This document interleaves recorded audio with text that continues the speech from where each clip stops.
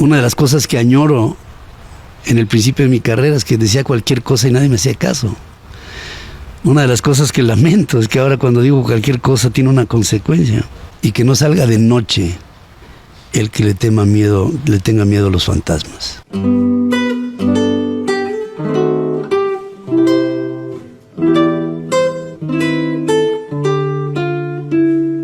Este es el podcast de Andrés Van Cook.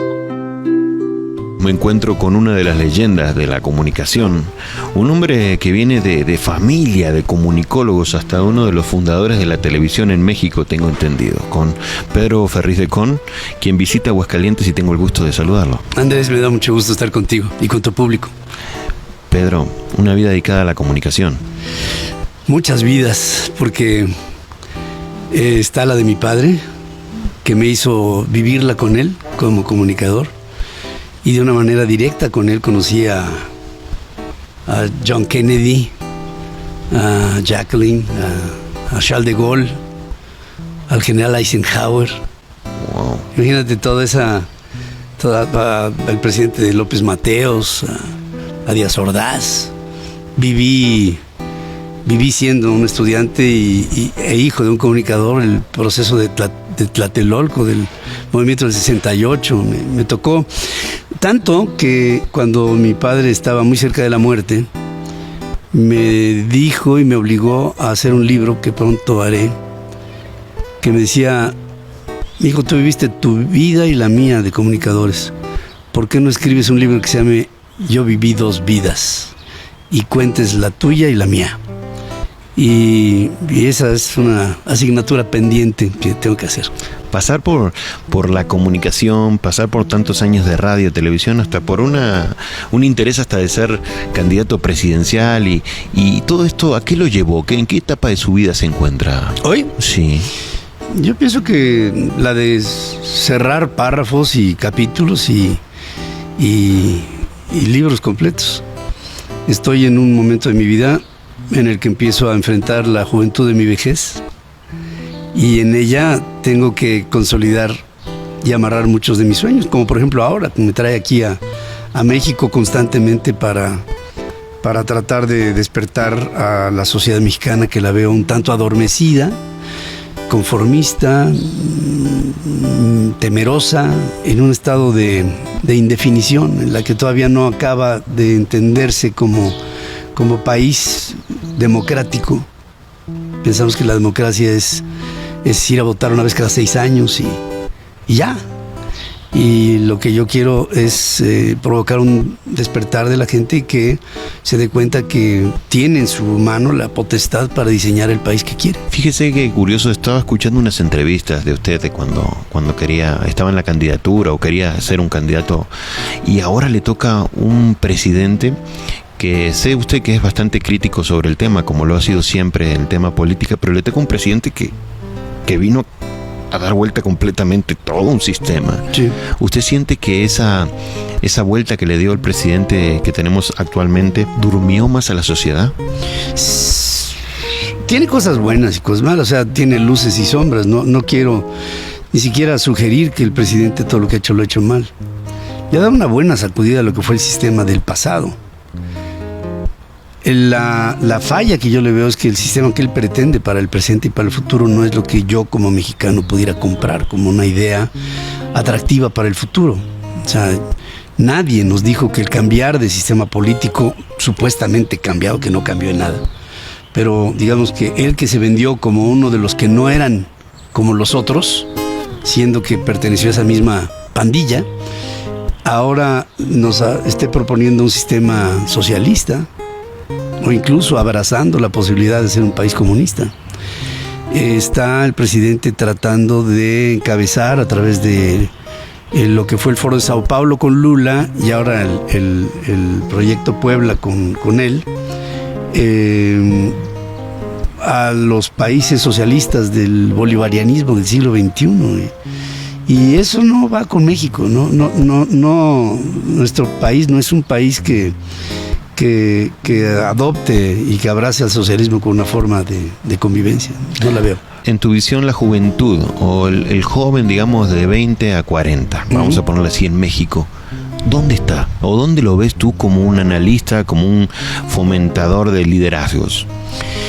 El joven parece que no escucha y parece que no ve, pero en realidad es todo lo contrario, escucha y ve.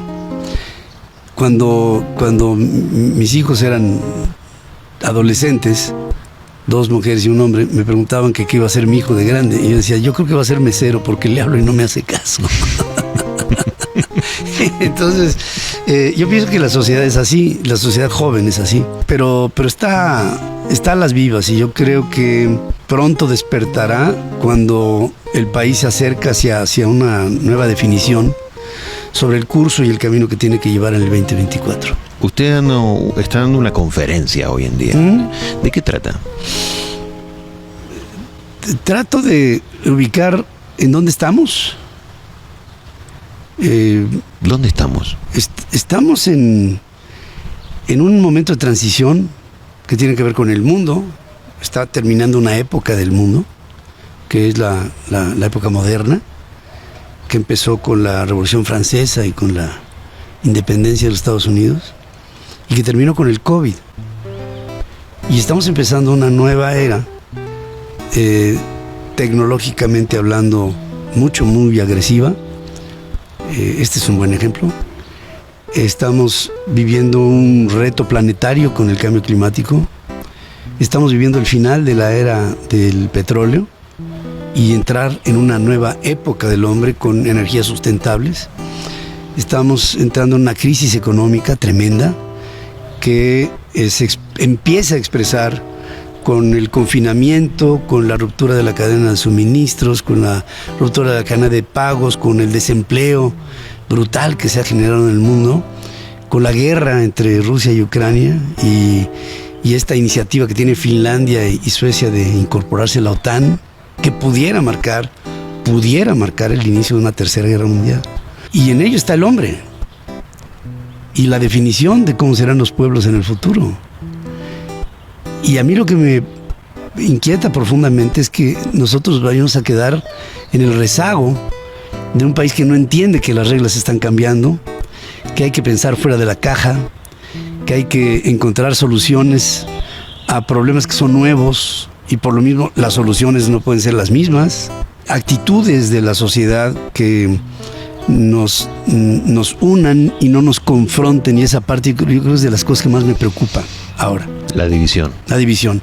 Porque primero es el principio maquiavélico de divide y vencerás, ¿no? Pero después viene otro que es todavía más perverso, que ya una vez dividido confrontas. La confrontación dentro de la división. Porque puede ser una división en donde parte de una recua se va para este lado y parte se va para otro en un corral y no se patean, pero malo es cuando se va uno para un lado y para el otro, luego se voltean a ver y uno es el verdugo y otro es la víctima, o la explicación del porqué de tu estado de bienestar, y entonces hay un culpable, ¿no? Y cuando hay una sociedad culpables hay rencores, odio. Lo estamos viviendo, el odio. Sí, claro. Es imposible que una persona que tiene una ideología conservadora pueda platicar con un chairo, como les dicen, porque realmente pueden llegar a la violencia. Sí, no hay vías de diálogo porque no hay educación. México es un país que le falta mucha educación, y a México le falta eso, le falta una dosis de cultura, de educación, de civismo, de cultura democrática, de convivencia. Me decía el maestro Leopoldo Sea, que era uno de los niños genios refugiados de la Guerra Civil Española, uno de los fundadores del Colegio de México. Cuando le preguntaba yo a finales del siglo pasado cuál sería el reto más grande que tendría el hombre en moderno, y me dijo: Pedro, no tengas la menor duda, convivir, coexistir unos con otros. En una época donde aparentemente estamos súper conectados y faltos de respeto.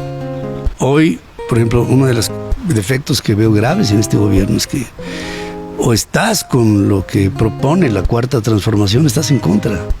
No puedes argumentar, no hay puntos medios.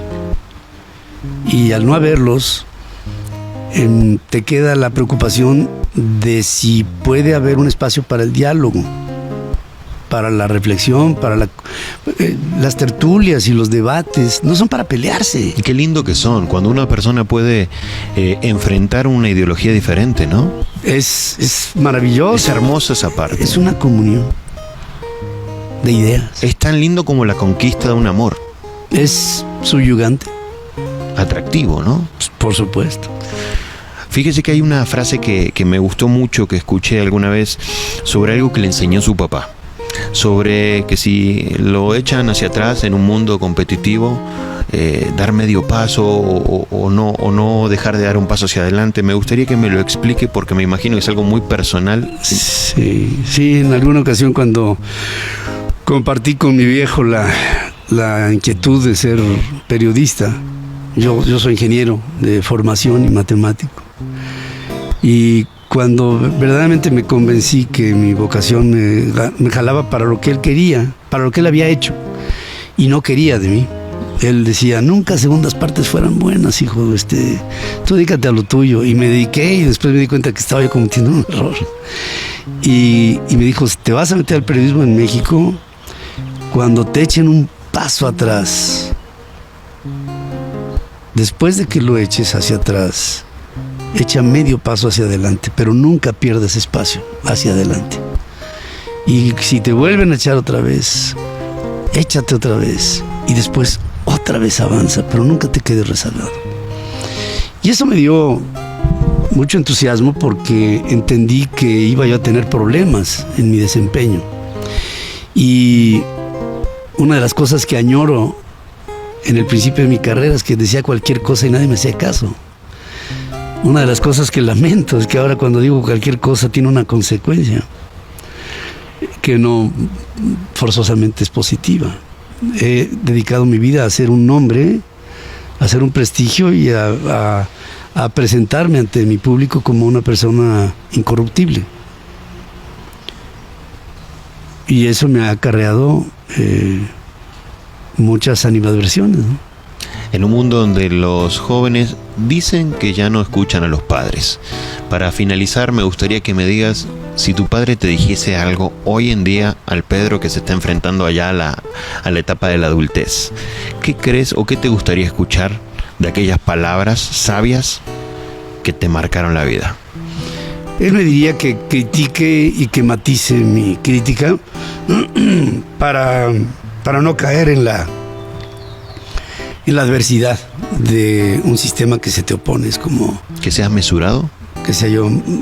A él yo estoy seguro que le gustaría que fuera yo más mesurado. En un mundo que a lo mejor él en este momento, donde quiera que esté, podrá comprender mi situación. Estás obligado a hacer lo que tienes que hacer. Sí. Sí es... Y yo sé que lo que tengo que hacer compromete al linaje de mis siguientes herederos en la comunicación, a mi hijo Pedro, a mi hija Dore. Mi hija Nina no tuvo esa inclinación, pero yo sé que decir hoy Ferriz en México es estar un tanto proscrito por el sistema. Pero no es lo nuevo, porque también estuve igual en el sexenio pasado y no tanto en los dos anteriores, pero de toda suerte pues era yo un hombre polémico y en la época del prismo ni te cuento, o sea, fue y ha sido nadar contra corriente. Pero pues eso es lo que nos toca, ese es el oficio, y que no salga de noche el que le tenga miedo a los fantasmas. Yo creo que en esto el que se ríe se lleva.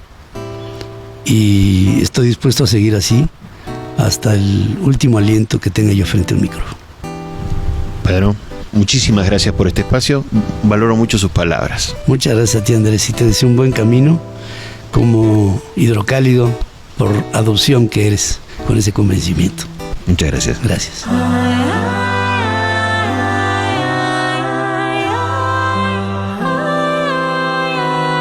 Este es el podcast de Andrés Bangú.